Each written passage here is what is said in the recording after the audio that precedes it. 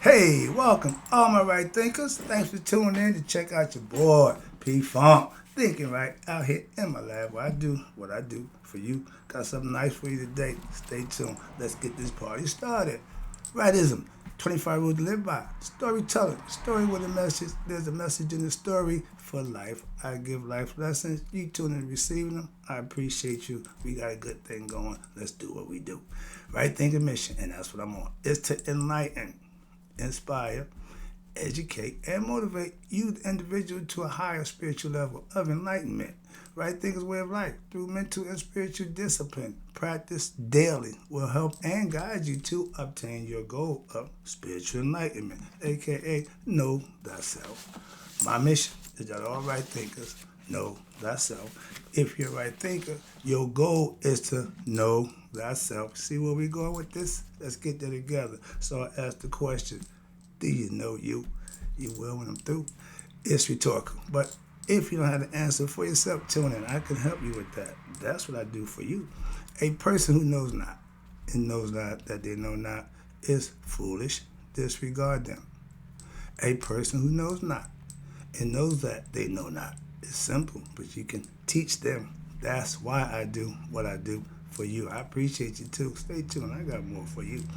A person who knows not and believe and think that they know is dangerous, avoid them. I do. A person who knows and knows not that they know is spiritually asleep. I can awaken them. That's what I do. I'm the spiritual alarm clock here to wake you up. That's what I do for you, excuse me. A person who knows and knows that they know is wise. Follow them. All these persons reside in you. Right thinkers, know thyself. And to my yacht, be true. Be back in the book again. Right thinkers, let's talk about how Atum begot creation theologically. So it's another creation story. How about that? Get to the point. I gotta tell you this one. It's starting out with this is the first sign of for God. Okay, the sun, this, and dot in a circle. Okay, 360, keeping in balance. That's the sun disk with the symbol of Ra. When you see this guy here with the sun disk over the head, that's one of them. That's Atum. We'll get to that in a minute. But let's get to the lesson. I got some good stuff here. You ready? Let's go. The story related to the papyrus of Nisi Amsu is that the primeval god laid an egg. This is another story. In the primeval chaotic orders, okay, remember, no order, no mayat, from which the god him or herself emerged. While this primordial God who emerged out of the waters created or emanated what? Let there be Ra, the sun, or life force. Tahuti, when they say the God came across the face of earth, the word was with God, the word was Tahuti. Okay, he represents the word or creation medium, creative medium, excuse me. And who else? My girl, Maya. And she represents the principle of cosmic order, right there. When you have order and regularity, and the underlying emphasis was all of these, as well as human beings and the phenomenal world being essentially emanations from the same primordial ocean. Excuse me. Other stories tell of how the creator masturbated and engendered life through and within what himself. The papyrus of Nisa Amsu further discusses the emergence. They're saying that we have a God who self-generated, not manufactured in the lab somewhere in some fart nose, none of that. So when Atum emerged from the noon, from the concept, the primordial waters, before the sky and earth was born, okay? Before the creation. Now the sky is new, earth is dead, before it was born. Before the worm or reptile, he found no place to stand.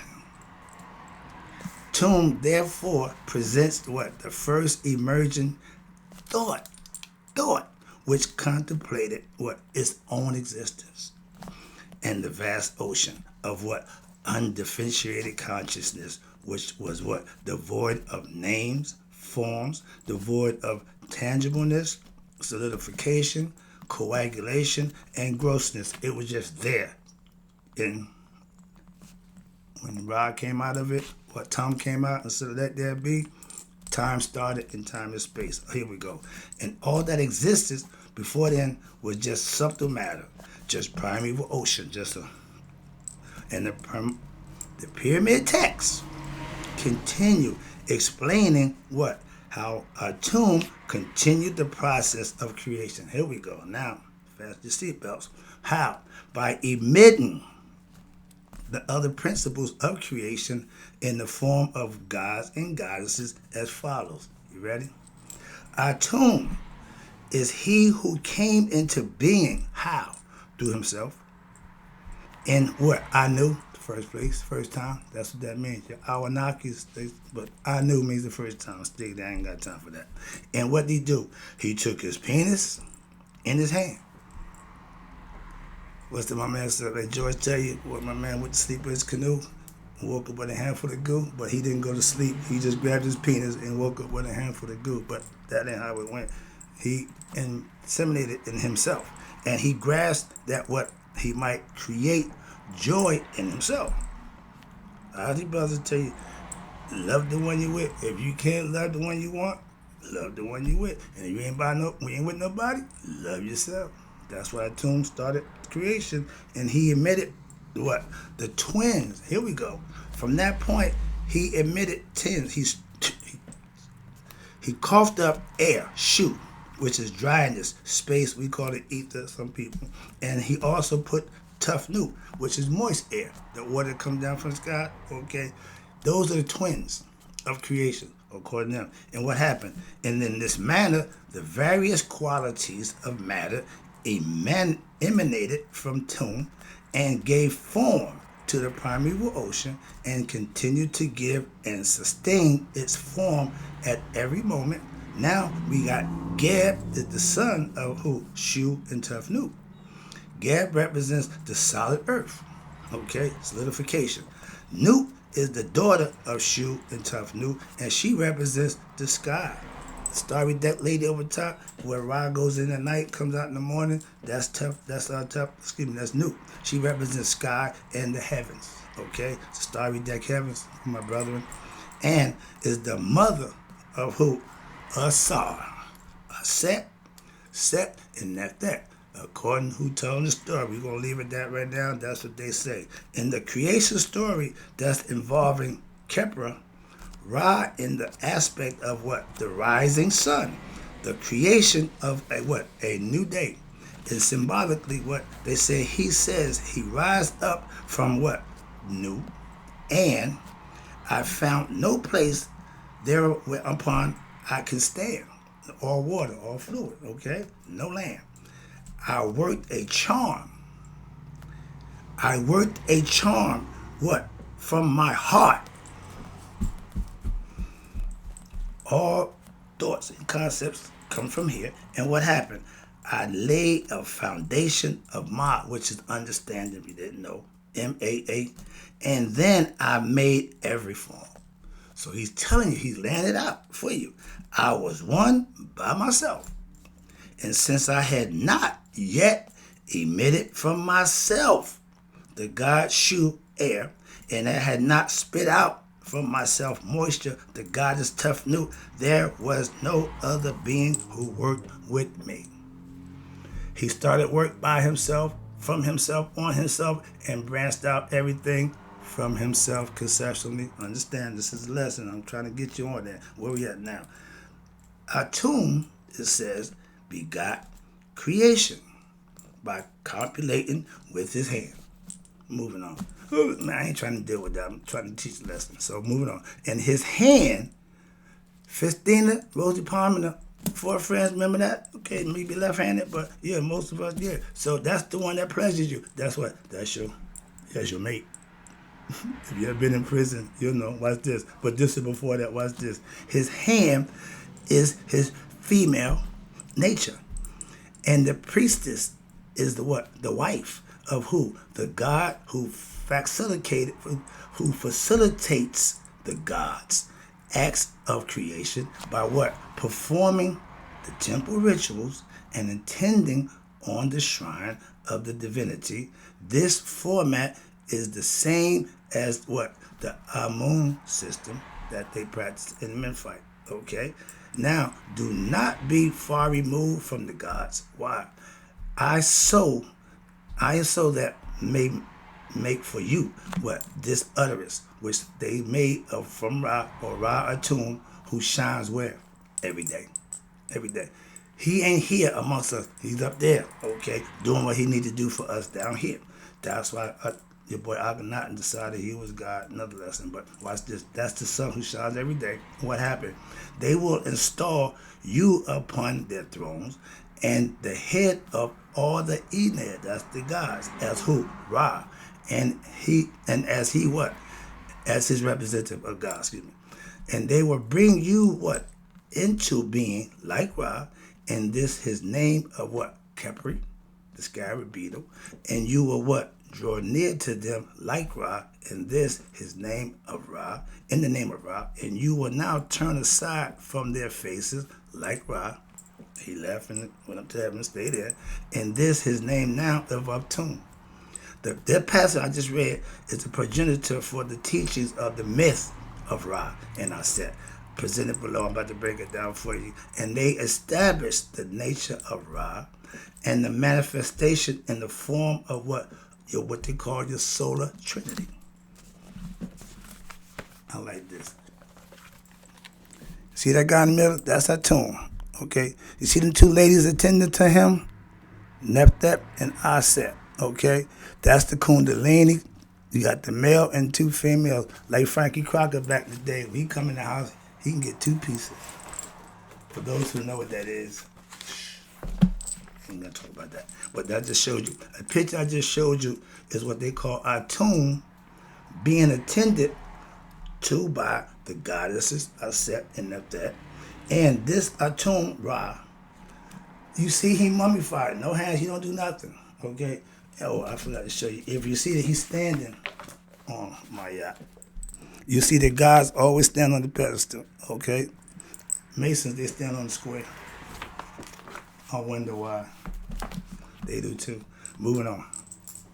This Atum Ra is Asar resting where in Ra, or Ra resting in Asar, whatever. And above is another example of the Kemetic Caduceus. Y'all know it as the staff of Tahuti, but it's the Caduceus, which Atum Ra symbolizing, listen, the central shaft, the male part, attended on by goddess Nephthep and Aset.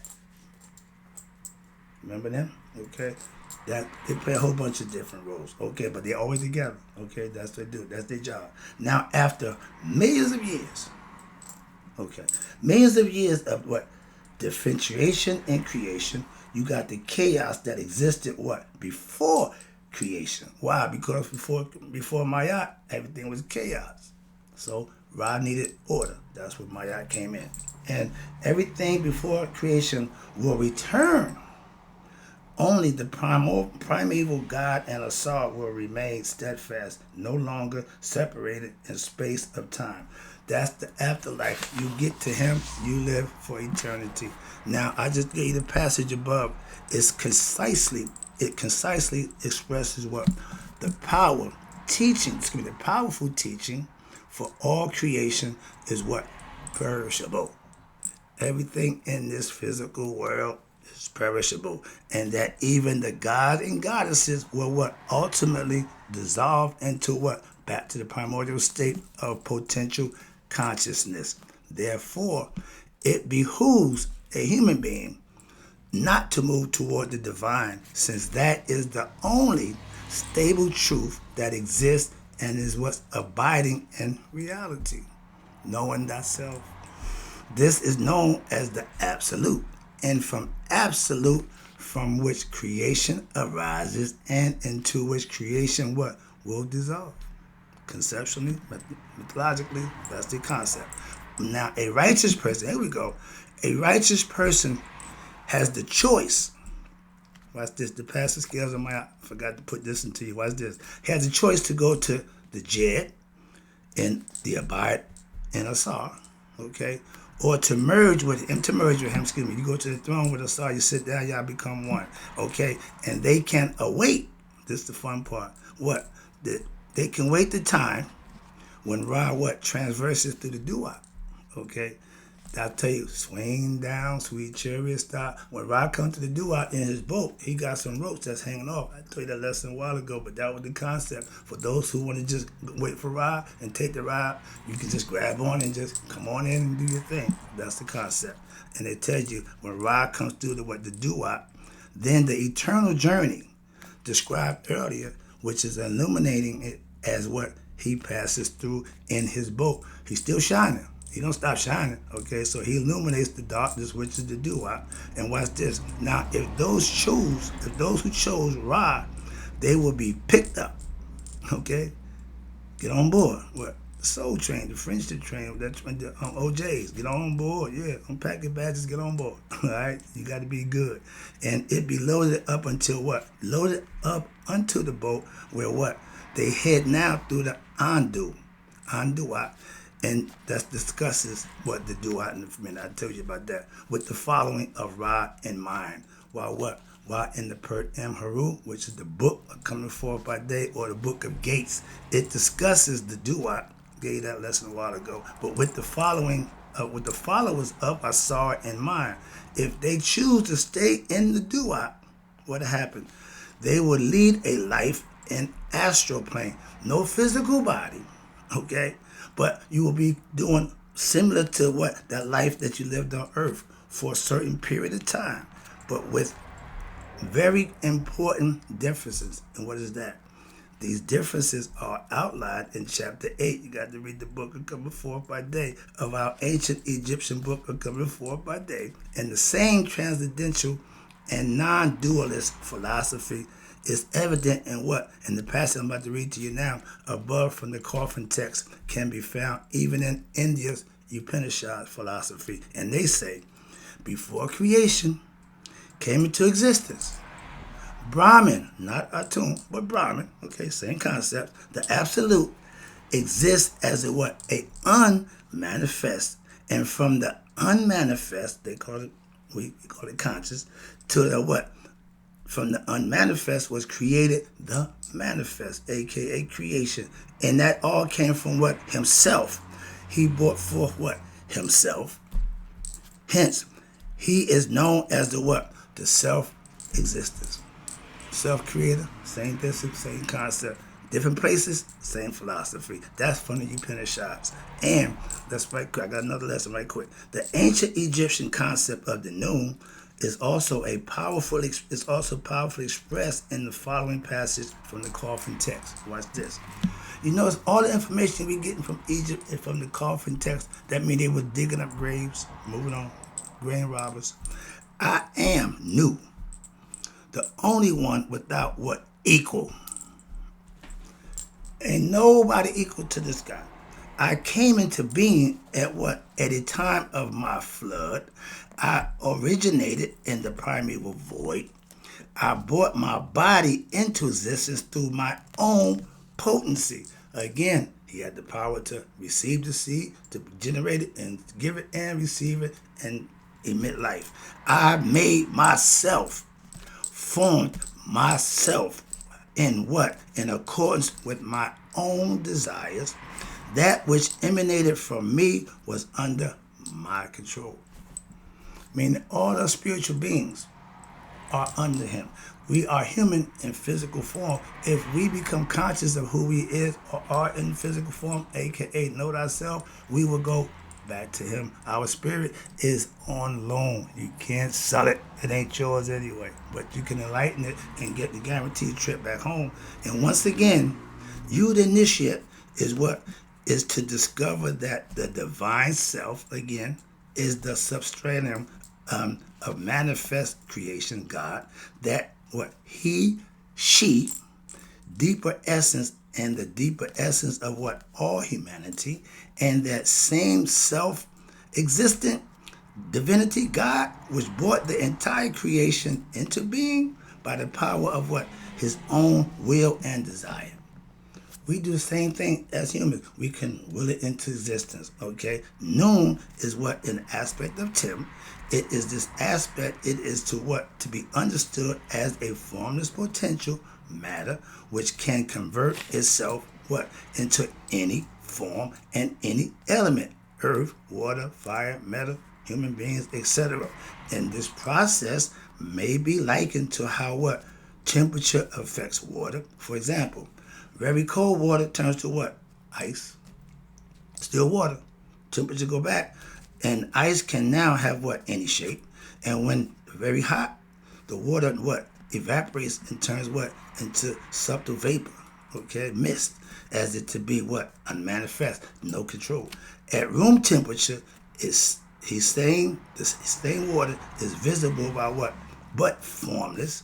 All matter is like water. All matter is composed of the same essence which takes on the form of various objects, just as I gave the clay example, can make many forms. However, the forms are not what? Abiding, but temporary. Again, we're here temporarily. The body is not abiding. The spirit is. God has assumed this form for creation, just as in, watch this, perfect. An actor assumes a part in a play or a movie role. When the play is over, the screen is done, the actor's what? Mask is stripped away, and the true essence of the actor's identity is revealed. In real life, it don't take the mask off. Use you all the time, okay? Understand that, but that's the concept. And just as what? Ice melts to reveal water is true essence, the divine self is the substratum for all that is what manifests. The spirit life is that's God. And the same philosophy, dig it. We didn't say belief. We said the same philosophy is using almost the same exact language and is evident in what? The Indian Upanishads, because they say this, I'll wrap it up with this when I see the clock. In the beginning, there was existence only. One only, without a second. He, the one, thought what? To himself. Let me be many. Let me go forth. Let me grow forth. Grow forth. Thus, out of himself, if he projected the universe, and having projected the universe out of himself, the universe he entered into what? Every human being. That's God getting into what? His creation, being part of his creation. That's us. We are his children, his creation, however you want to call it. But understand what's in you is the same thing that caused everything else to exist, a.k.a. God. Hope you got the lesson. I got some more to go, but I got to stop now. I see it's running. No, I got one more. Let me get one more. All right. Now, ultimately, what? Through, in reality, there is only one abode for the soul. They call it the field of reeds, Urantia. Okay, and that is what? The divine self. It goes back to the divine self, which what? Which transcends what? Even Tim. Before him, it goes back past that. That being from which what? Rises Ra, Asar, and what? All creation. And this is confirmed in all versions of the Per Em Haru, book of coming forth by day, and is perhaps most succinctly expressed where in the coffin text, where it explains that there is even more subtle essence beyond Atum. Again, that is unknown by man and nameless. The initiate reading the following passage is to make what? The following realization for themselves. Closing out with this. Yeah, I got a little bit to go. Hang with me. I am the double lion. This is back when we was in the zodiac sign of Leo, on the cusp of Leo and Virgo, another lesson, but that's what he's speaking from that point in time, actually. He said, I am the double lion, Shu Tafnu. In essence, I'm eternal. I'm older than Atum. Okay, I was here before he came out of the noon. That's the noon speaking. I am Ra, who exalted forever. I am Atum, more of a spirit, in essence, subtler, more. than the other spirits. I am the Lord of eternity. I am the only one who journeys over the primeval void. That's the God that just said, well, the water, the word with God. Yeah, he's telling you, that's me, the same God, okay? I am the one whose name, again, is not known by human beings. We just give them titles, attributes, and concepts. Nameless, formless, we gave him that too. Remember? The dot and the circle, that represent him. That's a symbol, okay? But this means what? That essentially Asar and Ra are actually one being. This is most clearly demonstrated by what? The depiction of Asar in his divine boat, Nismith. This is one reason why what? Why the moon is chosen as a symbol of Asar. Why? Because it is said that Ra has the moon and the sun as his eyes, and either works as a what? Passageway to the deeper transcendental self. They say what? Truth is in the eyes, or some the eyes are the keys of the soul, the stairway to the soul. But just as the eyes of a human being acts as what? Windows, into what? Your inner self.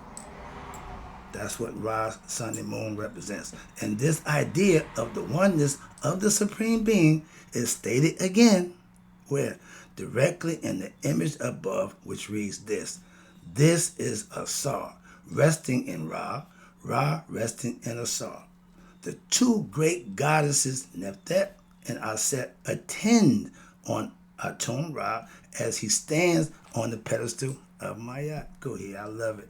Once again, the image of the Trinity is given with what? One male aspect, penis, phallus, and you got two female aspects symbolizing what? Non-duality, one God, one spirit, and duality, which is the two goddesses, respectively. The concept of two paths is evident in this very discussion. What? To present the culmination of what? Spiritual journey in the form of what? Two chapters wherein the spiritual aspirant can join Ra in chapter 35 in the book as Asar in chapter 36. This presentation points to what? The higher advanced philosophical view that what? The ancient Egyptian sages, this is next level, were putting forth. That what? The gods and goddesses, Neteru, are what? Merely images for worship. And are not to be seen as ultimate or absolute realities, because they're not in and of themselves. No, they're part of the big picture. They are to be understood to what? As windows into the transcendent avenues by which who? The energies of your mind and body may be channeled toward a higher, aka spiritual goal, where? In life. Not until the Vedanta philosophy emerged in India is there another form of mystical like this in the world. Now I'm dropping the pen. That's the lesson. Hope you enjoyed it. Went a little long, but I hope it was informative. You got something out of it. Because I'll be back. We only in page 91. We got some more to go. And in closing, right thinkers, may y'all let it be 100. Me, 100 minus a day. So I never know that my right thinkers have passed away. Now you know how creation started.